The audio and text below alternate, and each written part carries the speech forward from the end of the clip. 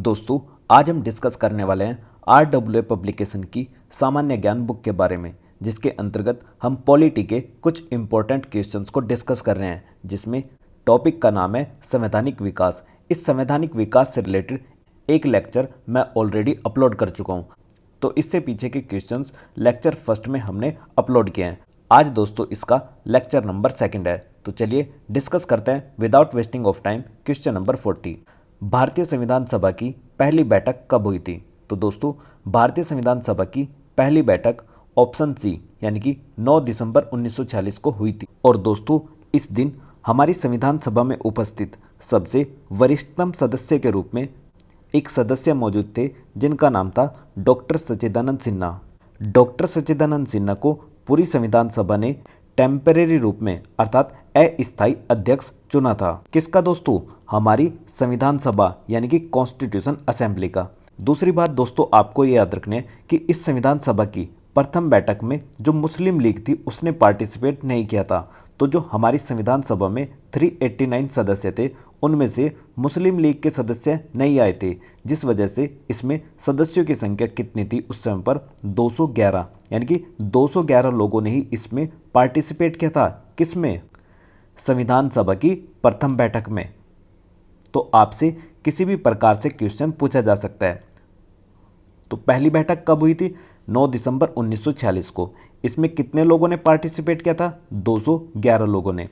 प्रथम संविधान सभा में अस्थायी अध्यक्ष के रूप में किसको चुना गया था? डॉक्टर सच्चिदानंद सिन्हा जी को। लेकिन ठीक इसके 2 दिन बाद 11 दिसंबर 1946 को इस संविधान सभा के परमानेंट अध्यक्ष के रूप में चुना जाता है डॉक्टर राजेंद्र प्रसाद को। दोस्तों जो डॉक्टर राजेंद्र प्रसाद थे वो हमारी संविधान सभा के परमानेंट अर्थात स्थायी अध्यक्ष के रूप में चुना जाता है। कब? 9 दिसंबर 1946 को। और साथ ही साथ 2 उपाध्यक्ष भी चुने जाते हैं, जिनका नाम है HC मुखर्जी और VT कृष्णमाचारी। ये 2 व्यक्ति क्या बनाए जाते हैं? उपाध्यक्ष बनाए जाते हैं। किसके? हमारी संविधान सभा के। नेक्स्ट क्वेश्चन है दोस्तों क्वेश्चन नंबर 41, भारतीय संविधान सभा की प्रथम बैठक में किसने भाग नहीं लिया था? तो किसने नहीं लिया था दोस्तों? मुस्लिम लीग के सदस्यों ने भाग नहीं लिया था। नेक्स्ट क्वेश्चन नंबर 42, भारतीय संविधान सभा के अस्थायी अध्यक्ष कौन थे? तो अस्थायी अध्यक्ष डॉक्टर सच्चिदानंद सिन्हा थे, जो कि हमने डिस्कस किया है कि इनको प्रथम बैठक के दौरान 9 दिसंबर 1946 को चुना जाता है, क्योंकि ये उस समय पर हमारी संविधान सभा में सबसे वरिष्ठतम अध्यक्ष थे। और दोस्तों हमारे ऊपर रूल जो रहा है वो ब्रिटिशर्स का रहा है, यानी कि यूरोप के लोगों का हमारे ऊपर राज रहा था उस समय पर। तो ये प्रणाली जो अपनाई जाती थी कि सबसे वरिष्ठतम सदस्य को हम अध्यक्ष बना लेंगे, ये फ्रांस में अपनाई जाती थी और उसी के आधार पर हमने इनको चुना था। लेकिन ठीक 2 दिन बाद डॉक्टर राजेंद्र प्रसाद को क्या चुना गया था? स्थायी अध्यक्ष यानी कि परमानेंट अध्यक्ष के रूप में चुना गया था। नेक्स्ट है दोस्तों क्वेश्चन नंबर 43, संविधान सभा के चुने हुए स्थायी अध्यक्ष कौन थे? तो कौन थे? Doctor Rajendra Prasad. Next question number 44, भारतीय संविधान सभा में उद्देश्य प्रस्ताव किसके द्वारा प्रस्तुत किया गया था? आपके सामने ऑप्शन है जवाहरलाल नेहरू, मोतीलाल नेहरू, नेताजी सुभाष चंद्र बोस और महात्मा गांधी। तो आपको इनमें से बताना है कि जो ऑब्जेक्टिव रिजोल्यूशन अर्थात उद्देश्य प्रस्ताव था वो किसने पेश किया था। दोस्तों इस क्वेश्चन का करेक्ट आंसर है ऑप्शन ए यानी कि जवाहरलाल नेहरू। जो हमारे पंडित जवाहरलाल नेहरू थे, उन्होंने उद्देश्य प्रस्ताव अर्थात ऑब्जेक्टिव रिजोल्यूशन को हमारी कॉन्स्टिट्यूशन असेंबली में यानी कि संविधान सभा में 13 दिसंबर 1946 को पेश किया था। उसके बाद हमारी कॉन्स्टिट्यूशन असेंबली ने इसको 22 जनवरी 1947 को पास कर दिया था। तो ये दोनों ही डेट आपको काफ़ी ज़्यादा इम्पोर्टेंट है, याद रखना है। ये प्रस्ताव पेश किसने किया था? जवाहरलाल नेहरू ने। कब पेश किया था? 13 दिसंबर 1946 को। इसको हमारी संविधान सभा ने पास कब कर दिया? 22 जनवरी 1947 को। वर्तमान में दोस्तों जो आप प्रस्तावना देखते हो वो इसी ऑब्जेक्टिव रिजोल्यूशन का क्या है? ब्लूप्रिंट है, वो यहीं से निकल के आई है। जैसे कि जो हमारा कॉन्स्टिट्यूशन ऑफ इंडिया है, हम कहते हैं कि भाई अगर आपको हमारे संविधान को नहीं पढ़ना है तो आप केवल हमारी प्रस्तावना पढ़ लीजिए, आपको एक बेसिक आइडिया पता लग जाएगा कि हमारा संविधान क्या कहना चाहता है। ठीक है, पूरे के पूरे संविधान को आपको पढ़ने की जरूरत नहीं है। इसलिए जो प्रस्तावना है उसको क्या कहा जाता है? संविधान का परिचय पत्र कहा जाता है। एक विद्वान थे N.A. पालकीवाला। N.A. पालकीवाला ने कहा था कि जो प्रस्तावना है वो कॉन्स्टिट्यूशन ऑफ इंडिया का परिचय पत्र है, अर्थात इंट्रोडक्शन है। ये स्टेटमेंट भी काफ़ी बार पूछी जाती है। नेक्स्ट क्वेश्चन 45, भीमराव अंबेडकर स्वतंत्र भारत के पहले मंत्री थे। तो दोस्तों इस क्वेश्चन का करेक्ट आंसर है ऑप्शन बी, यानी कि कानून मंत्री। जो डॉक्टर भीमराव अंबेडकर जी थे वो हमारे स्वतंत्र भारत के पहले मंत्री थे। और भारत स्वतंत्र कब हुआ था दोस्तों? तो आपका आंसर होना चाहिए 15 अगस्त 1947 को भारत को स्वतंत्रता प्राप्त हो गई थी। नेक्स्ट क्वेश्चन आपको डॉक्टर भीमराव अंबेडकर से याद रखना है कि डॉक्टर भीमराव अंबेडकर जी प्रारूप समिति, जिसको हम ड्राफ्टिंग कमेटी के नाम से जानते हैं, उसके क्या थे? अध्यक्ष थे। और इस समिति में सदस्यों की संख्या 7 थी, जबकि इसके अध्यक्ष अर्थात चेयरमैन कौन थे? डॉक्टर भीमराव अंबेडकर। इस कमेटी की स्थापना आज़ादी के 14 दिन बाद होती है, यानी कि 29 अगस्त 1947 को प्रारूप समिति की स्थापना होती है। दोस्तों ये कमेटी काफ़ी ज़्यादा इम्पोर्टेंट है, तो आपको याद रखनी है। नेक्स्ट दोस्तों आपसे पूछा जा सकता है कि ये जो डॉक्टर भीमराव अंबेडकर थे इनको हम फादर कहते हैं किसका? कॉन्स्टिट्यूशन ऑफ इंडिया का, यानी कि भारतीय संविधान का जनक किसको कहा जाता है? डॉक्टर भीमराव अंबेडकर को। ये स्वतंत्र भारत के प्रथम लॉ मिनिस्टर थे। नेक्स्ट आपको याद रखनी है, इनको दोस्तों भारत रत्न भी दिया गया था। कब? 1990 में, यानी कि मरणोपरांत इनको भारत रत्न से सम्मानित किया गया था। अब हम बात कर लेते हैं कि स्वतंत्र भारत के बाद जो मंत्रिमंडल का गठन हुआ था वो किस प्रकार था। तो देखो दोस्तों इसमें पहला नाम है जवाहरलाल नेहरू। ये भारत के प्रथम प्रधानमंत्री बने। राष्ट्रमंडल तथा विदेशी मामलों से संबंधित मामले भी इन्हीं के पास में थे। नेक्स्ट सरदार वल्लभ भाई पटेल, इनको गृह मंत्री बनाया गया। सूचना एवं प्रसारण मंत्री बनाया गया। राज्यों के मामलों से संबंधित डिपार्टमेंट भी इन्हीं को दिया गया। Next doctor Rajendra Prasad, doctor Rajendra Prasad खाद्य एवं कृषि डिपार्टमेंट से थे। नेक्स्ट मौलाना अबुल कलाम आज़ाद, दोस्तों ये भारत के प्रथम शिक्षा मंत्री बने। वहीं जॉन मैथाई रेलवे एवं परिवहन मंत्री, और डॉक्टर भीमराव अंबेडकर विधि मंत्री बनाए गए। तो ध्यान रखना है आपको, doctor Bhimrao Ambedkar first law minister थे, लेकिन जो हमारे फर्स्ट फाइनेंस मिनिस्टर थे, वित्त मंत्री थे, उनका नाम क्या था? R.K. षणमुगम शेट्टी। नेक्स्ट जगजीवन राम श्रम मंत्री, सरदार बलदेव सिंह डिफेंस मिनिस्टर। तो आपको इनका नाम याद रखना है, सरदार बलदेव सिंह रक्षा मंत्री थे, क्योंकि काफ़ी बार पूछा गया है जो NDA CDS के एग्जाम्स होते हैं डिफेंस से रिलेटेड। नेक्स्ट राजकुमारी अमृत कौर स्वास्थ्य मंत्री।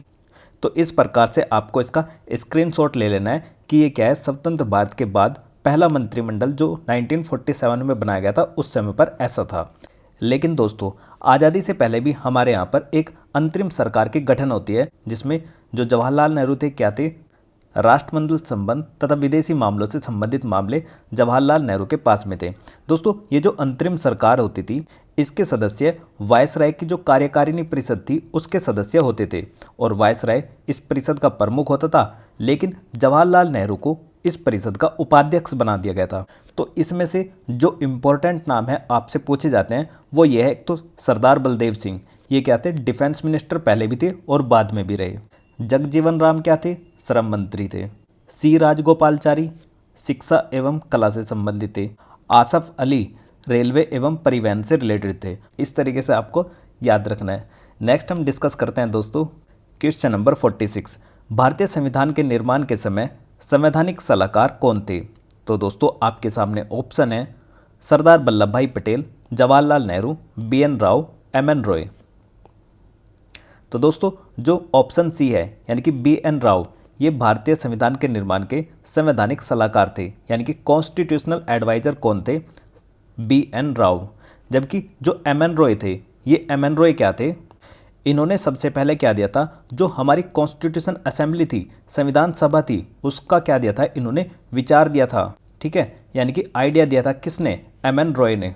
ठीक, इतनी बातें आपको याद रखनी है। क्वेश्चन नंबर 47, संविधान के निर्माण से संबंधित विभिन्न कार्यों के लिए संविधान सभा द्वारा कितनी मुख्य समितियों का गठन किया गया? तो दोस्तों वैसे तो समितियों की संख्या काफ़ी थी, लेकिन जो इम्पोर्टेंट समिति थी उनकी संख्या 8 थी।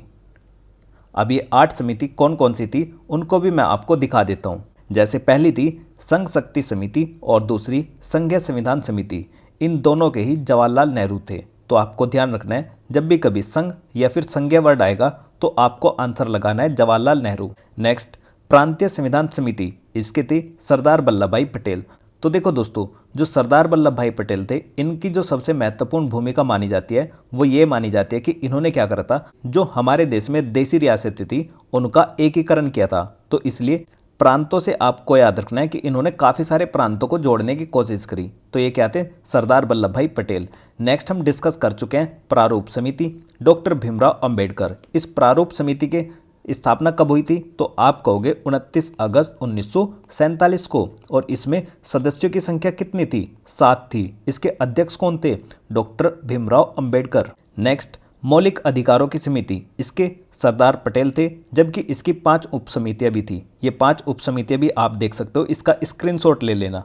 नेक्स्ट है दोस्तों 6th कमेटी, प्रक्रिया नियम समिति, इसके थे डॉक्टर राजेंद्र प्रसाद।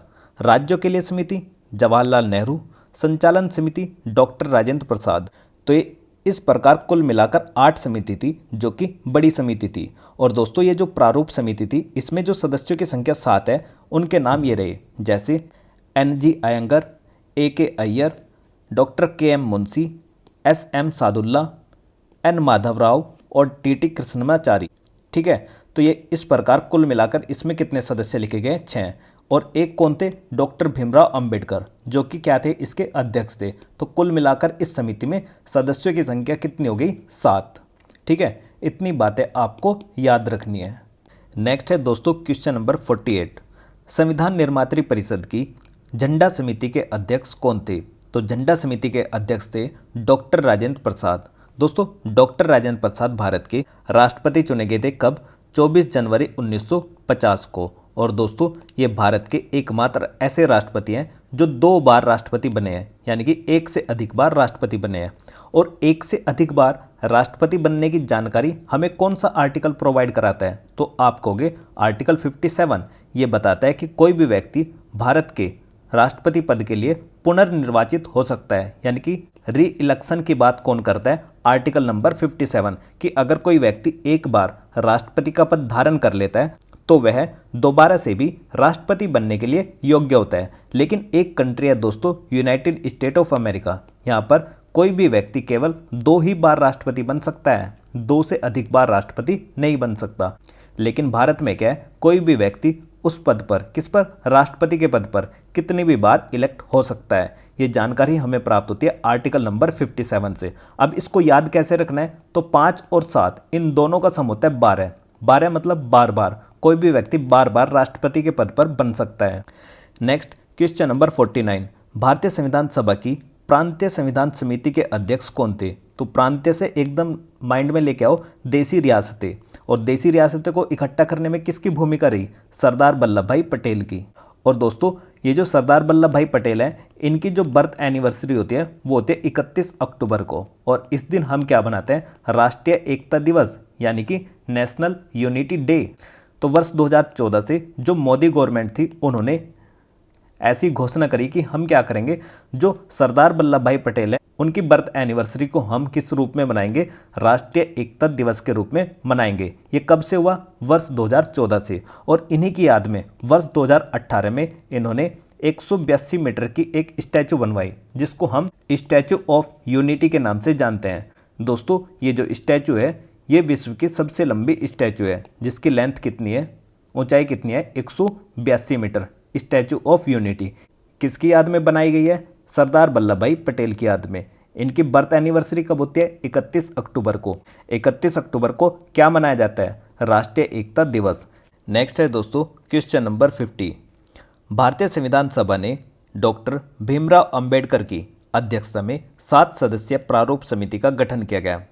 तो दोस्तों याद करो कि इस प्रारूप समिति का गठन, यानी कि ड्राफ्टिंग कमेटी का गठन कब हुआ था। तो आपके एकदम से माइंड में आना चाहिए कि 29 अगस्त 1947 को इस 7 सदस्यीय प्रारूप समिति का गठन हुआ था, जिसके अध्यक्ष डॉक्टर भीमराव अंबेडकर थे।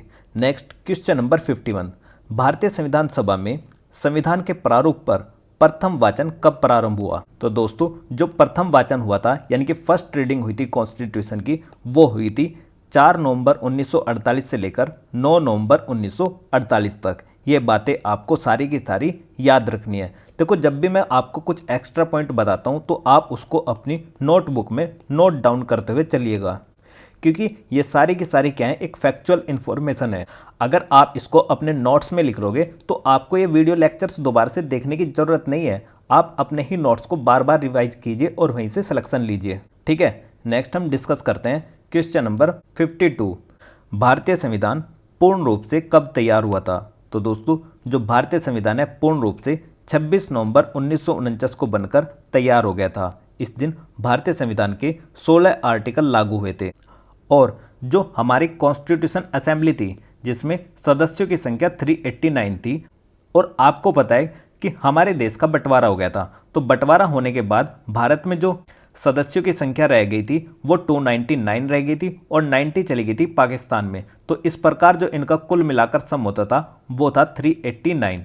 अब देखो, यहाँ से एक इम्पोर्टेंट बात आपको याद रखनी है कि जो 26 नवंबर 1949 को जब हमारा संविधान बनकर तैयार हो गया था तो उस समय पर इन 299 लोगों में से 284 मेंबर्स ने क्या किए थे, हमारे संविधान पर सिग्नेचर किए थे, यानी कि अपने हस्ताक्षर किए थे। कब? 26 नवंबर 1949। ठीक है, इतनी बात आप याद रखोगे। 26 नवंबर 1949 को जब भारतीय संविधान बनकर तैयार हो गया तो उस पर 284 मेंबर ने सिग्नेचर किए थे, और इन 284 में से जो महिलाओं की संख्या थी वो कितनी थी? 8 थी। ठीक है, लेकिन आपसे कभी कभी क्वेश्चन ऐसा भी पूछा जाता है कि इस कॉन्स्टिट्यूशन असेंबली में 389 जो सदस्य थे इनमें महिलाओं की संख्या कितनी थी? तो इनमें महिलाओं की संख्या थी मेरे भाई 15। संविधान सभा में सदस्यों की संख्या 389, 90 चली गई पाकिस्तान में। उसके बाद भारत में बची कितनी? 299। इस 299 में से जिस दिन भारत का संविधान बनकर तैयार हुआ 26 नवंबर 1949 को, इस दिन संविधान पर 284 लोगों ने सिग्नेचर किए, और इन 284 में से महिलाओं की संख्या कितनी थी? 8 थी। लेकिन 389 सदस्यों में महिलाओं की संख्या कितनी थी? 15 थी। तो आपसे किसी भी प्रकार से क्वेश्चन पूछा जा सकता है। नेक्स्ट दोस्तों, जो इसमें तारीख है 26 जनवरी 1950। 26 जनवरी 1950 को हमारा संविधान पूर्ण रूप से लागू हुआ था। ठीक है, तो पूर्ण रूप से लागू कब हुआ? 26 जनवरी 1950 को। पूर्ण रूप से का मतलब यह है कि जो भारतीय संविधान है उसमें 22 भाग थे उस समय पर, 395 अनुच्छेद थे और अनुसूचियों की संख्या 8 थी। लेकिन वर्तमान में जो अनुसूचियों की संख्या है वो कितनी हो चुकी है? 12 हो चुकी है। तो आपको ध्यान रखना है कि 26 जनवरी 1950 को भारतीय संविधान लागू हुआ और उस समय पर 22 भाग, 395 अनुच्छेद और 8 अनुसूचियाँ थी। लेकिन भारतीय संविधान के 16 आर्टिकल कब लागू हुए थे? 26 जनवरी 1949 को। तो थोड़ा सा इस प्रकार से कंफ्यूजन हो सकता है, लेकिन आपको याद रखना पड़ेगा, ऐसे क्वेश्चन पूछे जाते हैं, आपको बार बार रिवीजन करना पड़ेगा। ठीक है, बिना रिवीजन के आपका काम नहीं चलने वाला। तो आपको मैं इस तरीके की इन्फॉर्मेशन जो प्रोवाइड करा रहा हूँ एक ही वीडियो में एक ही जगह पर, ये आपके लिए बहुत अच्छी बात है कि आपको कहीं पर जाकर सर्च नहीं करना पड़ेगा। नेक्स्ट है क्वेश्चन नंबर 53। भारतीय संविधान सभा की अंतिम बैठक कब हुई थी? आपके सामने ऑप्शन है 26 जनवरी 1950, 26 नवंबर 1950, 24 जनवरी 1950 और 25 जनवरी 1950। तो दोस्तों, जो भारतीय संविधान सभा की अंतिम बैठक हुई थी वो हुई थी 24 जनवरी 1950 को।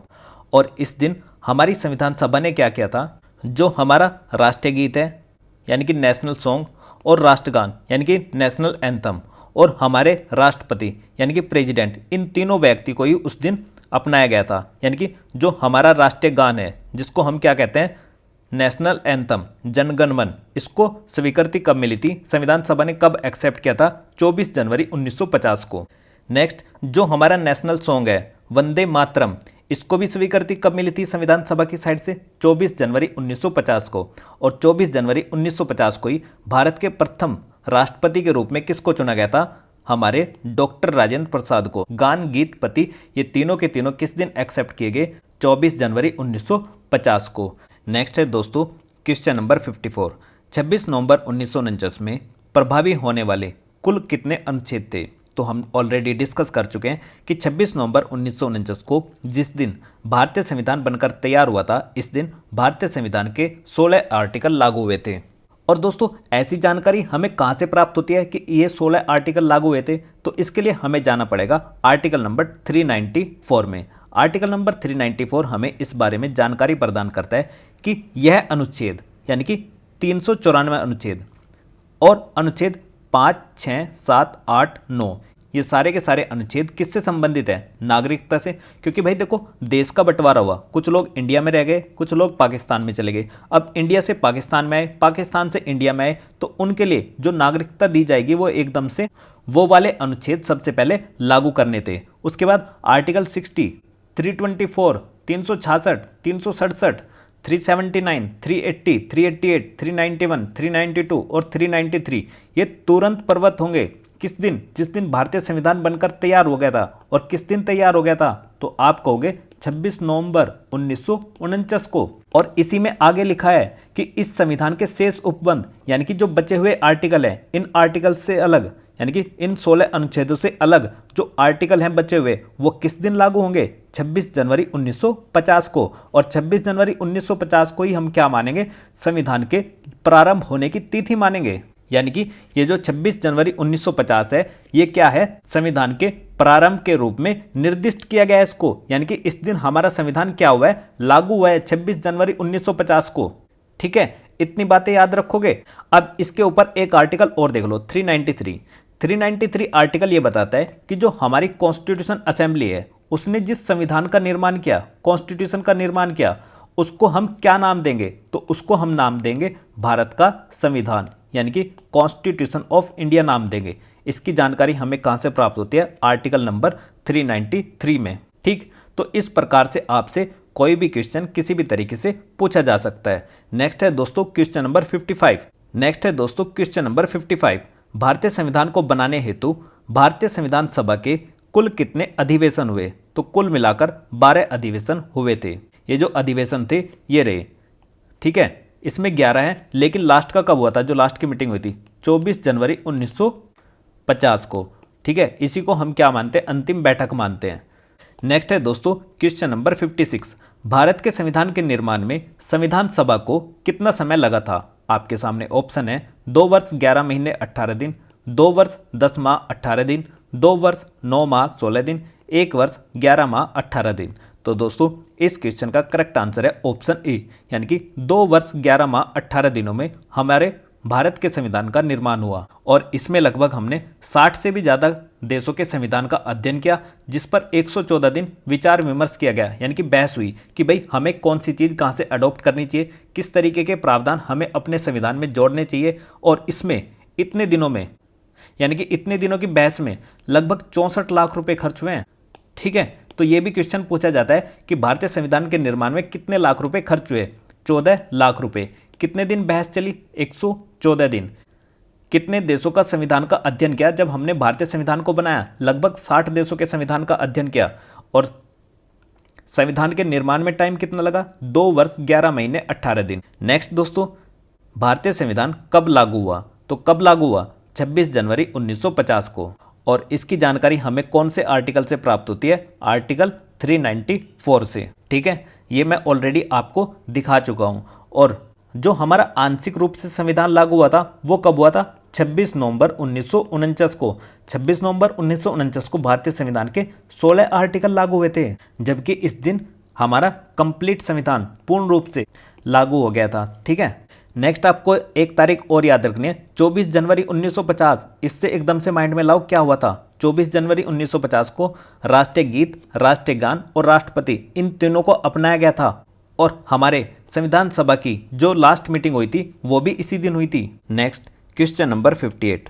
भारत का संविधान दिवस कब आता है? तो दोस्तों जो भारत का संविधान दिवस होता है उसको हम 26 नवंबर को मनाते हैं। और ये जो घोषणा करी गई थी ये वर्ष 2015 में करी गई थी, जब डॉक्टर भीमराव अंबेडकर की जयंती का 125वां साल था।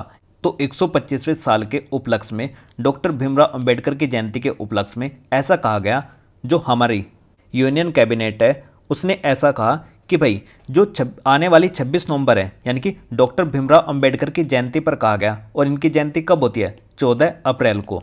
ये कहा कि भाई जो आने वाला 26 नवंबर है उसको हम क्या बनाएंगे? संविधान दिवस के रूप में याद कर करेंगे। कब से? वर्ष 2015 से। यानी कि वर्ष 2015 में डॉक्टर भीमराव अंबेडकर की जयंती पर 14 अप्रैल के दिन ऐसा कहा गया कि आने वाली 26 नवंबर को हम क्या मनाएंगे, प्रत्येक वर्ष से संविधान दिवस के रूप में मनाएंगे। और इस वर्ष 2015 में डॉक्टर भीमराव अंबेडकर की 125वीं जयंती थी। तो आज देखो कौन सा साल है, 2024। तो 2024 में डॉक्टर भीमराव अंबेडकर की कौन सी जयंती चल रही है, 134वीं जयंती को अभी हमने सेलिब्रेट कराया। ठीक है, इतनी बातें आपको याद रखनी है। 9 इधर जोड़ दिए और 9 इधर जोड़ दिए। नेक्स्ट क्वेश्चन नंबर 59, भारत का संविधान किसके द्वारा हस्तलिखित है? तो दोस्तों ये लिखा गया था प्रेम बिहारी नारायण रायजादा के द्वारा। इन्होंने भारत के संविधान को अपने हाथों से लिखा है। नेक्स्ट दोस्तों क्वेश्चन नंबर 60, भारत के संविधान की प्रारूप समिति के अध्यक्ष कौन थे? तो काफ़ी बार डिस्कस कर चुके हैं, डॉक्टर भीमराव अंबेडकर।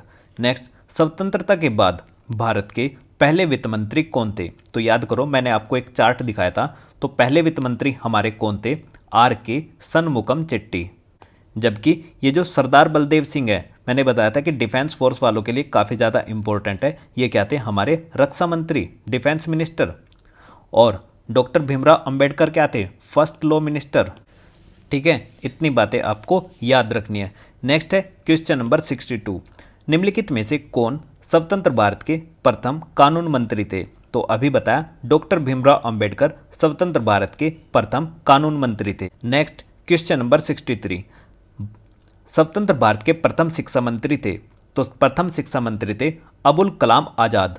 तो देखो दोस्तों, मैं एक बार फिर से आपको स्वतंत्र भारत का पहला मंत्रिमंडल दिखा देता हूँ। जैसे इसमें काफ़ी बार पूछा गया डॉक्टर भीमराव अंबेडकर, ये क्या थे, प्रथम विधि मंत्री थे।